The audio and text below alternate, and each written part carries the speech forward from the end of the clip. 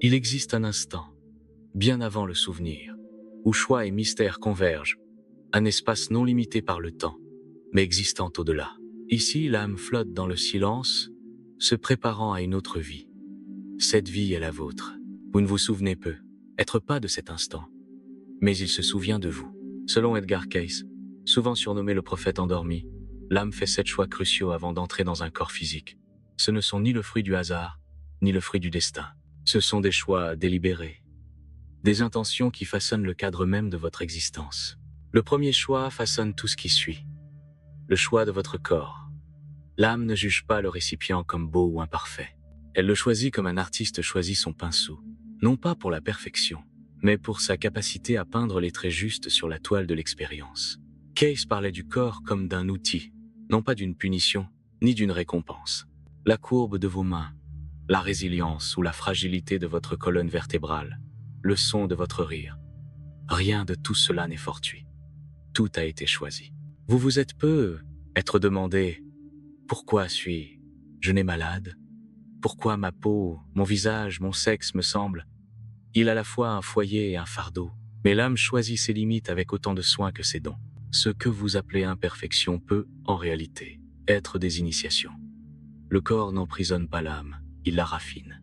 Vos instincts, vos envies ou vos aversions, envers certains aliments, climats, voire couleurs, peuvent aussi faire écho à des formes antérieures. Votre corps n'est pas seulement biologique, c'est une mémoire moulée dans la matière. Ce choix l'englobe entièrement. Votre système nerveux, vos hormones, le rythme de votre cœur. Cayce les décrit non pas comme des obstacles à l'illumination, mais comme le terreau même où la transformation prend racine. Le corps est le lieu où l'âme apprend à devenir réelle. Et cela nous amène à un accord encore plus profond. Le choix de votre famille. Oui, même eux, Cayce, enseignait que les âmes se réincarnent souvent en groupe. Les familles ne sont pas des groupes aléatoires partageant un même toit. Elles sont l'écho de pactes anciens, des fragments de rôles joués autrefois, des parents autrefois enfants, des frères et sœurs rivaux, des amants revenus comme mentors ou antagonistes. Pourquoi choisir un père qui nous a quittés, une mère qui n'a jamais exprimé sa fierté, un frère perdu dans la dépendance, parce que les âmes ne choisissent pas le confort, mais la croissance. Certaines relations existent pour nous faire vivre par l'amour. D'autres nous étirent jusqu'à la rupture, et dans cette rupture, quelque chose de latent se réveille. Cayce appelait cela la loi de cause à effet. Non pas une punition, mais une opportunité. Ces liens ne sont pas toujours destinés à durer. Certains sont destinés à déclencher, à tester, à enseigner. D'autres existent simplement pour murmurer. Tu as déjà fait ça. Même les blessures familiales les plus profondes peuvent servir de marqueurs de l'âme. Le rejet d'un parent peut nourrir l'estime de soi. La perte d'un frère ou d'une sœur peut faire place à une compassion qu'aucun sermon ne saurait inspirer. Vos proches ont les clés. Certains ouvrent les portes, d'autres les claquent. Mais tous, à leur manière, vous guident sur le chemin que vous êtes venu emprunter. Rien de tout cela ne se déroule de manière isolée. Ce qui nous amène à la troisième décision, le choix de votre heure et de votre lieu. Pourquoi maintenant? Pourquoi ici? Pourquoi dans un siècle oscillant entre éveil et effondrement? Les lectures de Cayce suggèrent que les âmes ne s'aventurent pas dans le temps par hasard. Elles y arrivent avec un but. Vous êtes né à cette époque non pas par hasard, mais par résonance. Peu. Êtes-vous toujours senti plus vieux que votre âge? Peu. Être le monde vous a-t-il semblé trop bruyant? Un peu décalé. Comme si vous étiez destiné à quelque chose de plus doux, ou de bien plus ancien. Ce n'est pas une illusion, c'est un souvenir. Le moment de votre naissance porte une signature vibratoire. Les défis sociaux, politiques et spirituels de votre époque ne sont pas un bruit de fond. Ils font partie du programme de votre âme. Cayce croyait que la Terre évolue par cycles. Des périodes d'oubli, suivies de périodes de souvenirs. Il parlait du début du XXIe siècle comme d'un moment où les âmes ayant assisté à d'autres grands bouleversements, en Atlantide, en Égypte, dans des civilisations disparues, reviendraient, ce ne sont pas des fantasmes. Ce sont des échos qui s'élèvent à mesure que l'âme commence à s'éveiller. Vous n'êtes pas ici par hasard, mais parce que votre présence compte. Les technologies, les tensions, les bouleversements, tout cela faisait partie de l'accord. Vous connaissiez les risques, et pourtant, vous êtes venu. Alors avant de continuer, faisons une pause. Considérez votre corps non pas comme une erreur, mais comme la forme à travers laquelle votre âme a choisi de s'exprimer. Ne considérez pas votre famille comme un fardeau ou une bénédiction, mais comme des âmes marchant à vos côtés à travers le brouillard de l'oubli. Considérez votre temps non pas comme un chaos, mais comme un terreau destiné à votre croissance. 3 choix. 3 rendez-vous sacrés avec vous-même. Dans la partie suivante, nous explorerons 2 autres défis. Le plus grand défi que vous avez choisi de relever et les dons que vous avez apportés pour le relever. Ce ne sont pas des théories. Ce sont des invitations à se rappeler non seulement qui vous êtes, mais aussi pourquoi vous êtes venu. Et une fois que vous commencez à vous en souvenir, la vie ne vous arrive plus. Vous commencez à la vivre délibérément. Deuxième partie, le défi et le cadeau. Revenons là où nous nous étions arrêtés. Vous avez choisi votre corps, votre famille, l'heure précise de votre arrivée. Aucun de ces choix n'a été facile, mais il n'était pas censé l'être. Vous êtes venu ici non pas pour vivre l'existence comme un somnambule, mais pour vous y éveiller. Et avec cet éveil vient le prochain grand accord conclu par votre âme. Le choix de votre plus grand défi, c'est la partie que la plupart d'entre nous ne se souviennent jamais d'avoir choisie. Cette maladie, cet abandon, cette trahison qui vous a déchiré la poitrine comme une tempête. Pourquoi, vous demandez-vous? Pourquoi aurais-je choisi ça? Car l'âme n'évolue pas en restant en sécurité. Elle évolue en se révélant. Et rien ne révèle l'âme autant que la lutte. Selon Edgar Cayce, l'âme ne vient pas sur terre pour la facilité. Elle vient pour l'éducation.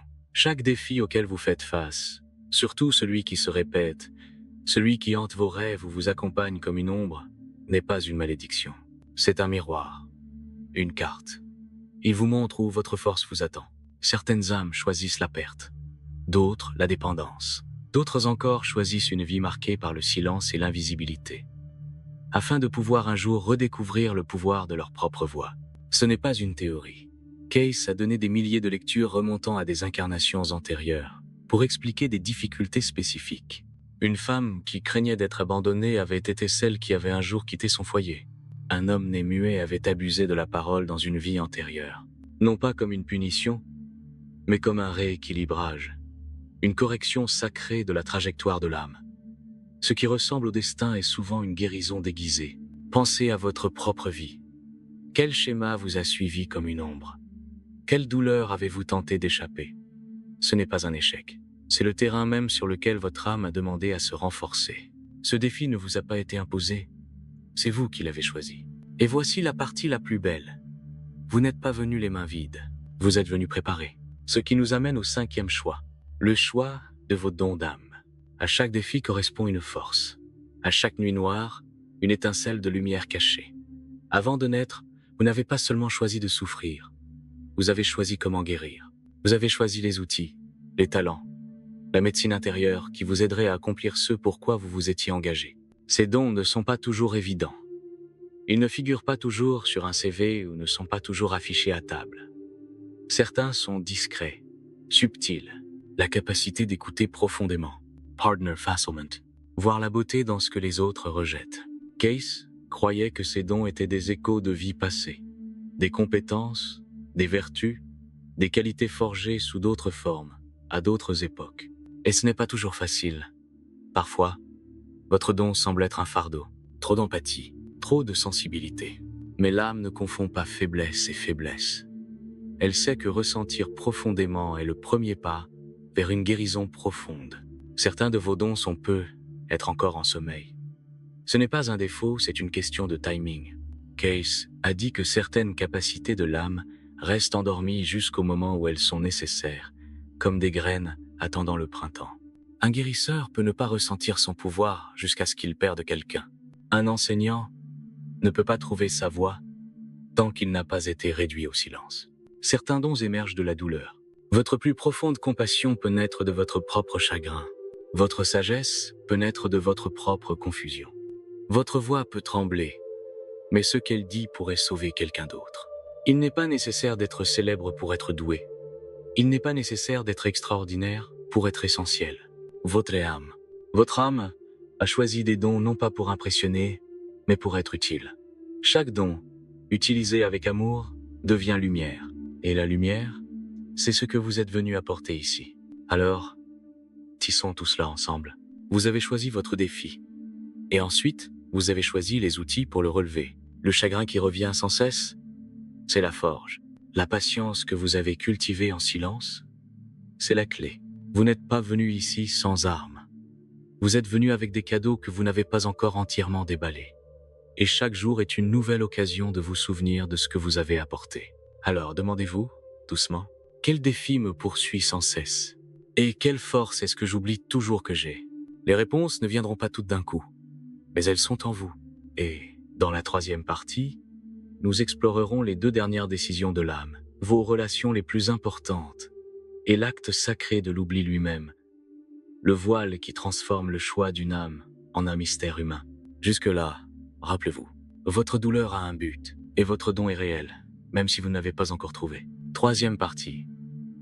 Les miroirs et le voile, ensemble, nous avons parcouru un long chemin. Nous avons retracé les pas de l'âme avant la naissance. Comment elle a choisi un corps, une famille, un moment précis. Comment elle a choisi son plus grand défi et les dons pour le relever. Maintenant, dans cette dernière partie, nous entrons dans les choix les plus délicats et les plus mystérieux de tous, ceux qui façonnent non seulement ce qui nous arrive, mais aussi ce que nous devenons. Sixièmement, le choix de vos relations fondamentales. Laissez-moi dire quelque chose qui peut paraître étrange. Tous ceux que vous aimez ne sont pas censés rester. Certains sont venus pour enseigner, d'autres pour tester. Quelques-uns pour vous briser complètement, afin que l'incassable surgisse de ce qui était. Case parlait souvent de groupes d'âmes, des groupes de conscience qui s'incarnent ensemble, vie après vie, changeant de rôle. Votre mère a peu être été votre enfant. Votre amant était peu être votre rival. Cet ami que vous avez perdu pendant des années peut réapparaître en cas de crise, non pas par coïncidence, mais par le souvenir qui se réveille à travers un visage. Ces relations ne ressemblent pas toujours à des histoires d'amour. Parfois, elles ressemblent à affaires inachevées, attractions électriques sans aucune logique derrière. Des arguments qui vous coupent le souffle, non pas parce qu'ils sont bruyants, mais parce qu'ils vous sont familiers d'une manière que vous ne pouvez pas expliquer. Il y a des gens qui changent votre destin d'une simple phrase, et d'autres brillant de 1000 feux, puis disparaissent. Toute cela est sacrée. Vous ne comprendrez peu, être jamais pourquoi cette personne vous a brisé le cœur si profondément. Mais si vous regardez en arrière, non seulement avec votre esprit, mais aussi avec votre âme, vous commencerez à discerner un schéma. Ce chagrin a ouvert quelque chose. Cela a dissipé les illusions. Cela vous a rappelé à vous-même. Case a décrit ces accords d'âme comme des leçons d'amour. Pas nécessairement d'amour romantique, mais d'agapé. L'amour qui libère.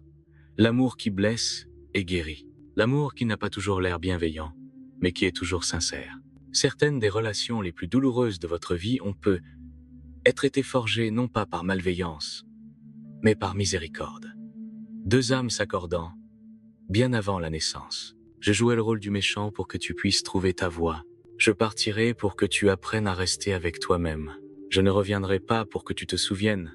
Tu es entier. Et certaines âmes, oh, certaines âmes, viennent vous soutenir.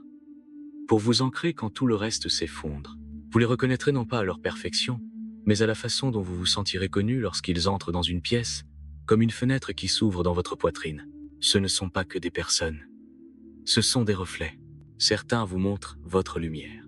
Les autres, votre ombre. Certains vous montrent les parties de vous-même que vous avez travaillé si dur à cacher.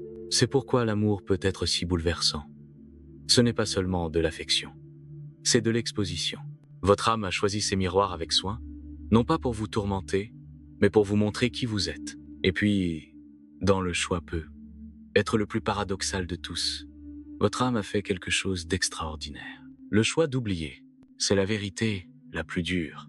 Après avoir fait un choix si judicieux, après avoir construit une vie riche de sens, votre âme a choisi d'oublier chaque détail. Pourquoi? Parce que c'est la seule façon pour que la leçon devienne réelle. Case a décrit cet oubli non pas comme un échec, mais comme une conception.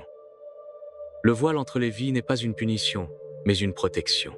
Imaginez si vous vous souveniez, chaque vie passée, chaque perte, chaque trahison, chaque visage que vous avez connu autrefois à une époque différente. Pourrais-tu aimer librement? Pourrais-tu pardonner? L'oubli n'est pas un abandon, c'est une miséricorde. Cela vous donne la chance de relever vos défis comme si c'était la première fois. Cela permet à l'amour de vous surprendre à nouveau. Cela rend votre choix de guérir authentique, car il vient de cette vie et n'est pas emprunté à une autre. Mais, et c'est important, le voile n'est pas scellé. Il s'aminchit dans les rêves. Un déjà-vu. Dans les moments de calme où vous avez l'impression d'avoir déjà été là, quand vous rencontrez quelqu'un et que vous le connaissez bien avant d'apprendre son nom, ce sont des moments de souvenir. Non pas avec votre cerveau, mais avec votre être. Case disait qu'à mesure que l'âme mûrit, l'oubli devient moins complet. Les vieux souvenirs surgissent non pas comme une histoire, mais comme une sagesse. Vous ne vous souviendrez pas de tous les détails, mais vous saurez, au plus profond de vous-même, que vous avez parcouru ce chemin depuis très très longtemps. Et puis, quelque chose change. Vous commencez à vivre avec intention. Vous arrêtez de vous demander « Pourquoi cela m'arrive-t-il » et commencez à vous demander « Qu'est-ce que je suis venu apprendre ici ?» Arrêtez de courir après l'amour qui blesse et commencez à reconnaître le genre qui guérit. Vous arrêtez de chercher la permission d'exister et commencez à vous rappeler. Vous êtes ici parce que vous avez choisi de l'être. Vous commencez à voir votre vie non pas comme un chaos, ni comme une punition, mais comme un chef-d'œuvre en mouvement, un scénario en devenir, écrit par un être si vaste, si sage et si plein d'amour qu'il a choisi avec soin même les moments les plus difficiles. Ce n'est pas du réconfort New Age, c'est une vérité ancienne, une vérité que Casey a consacré sa vie à murmurer à ceux qui sont prêts à s'en souvenir.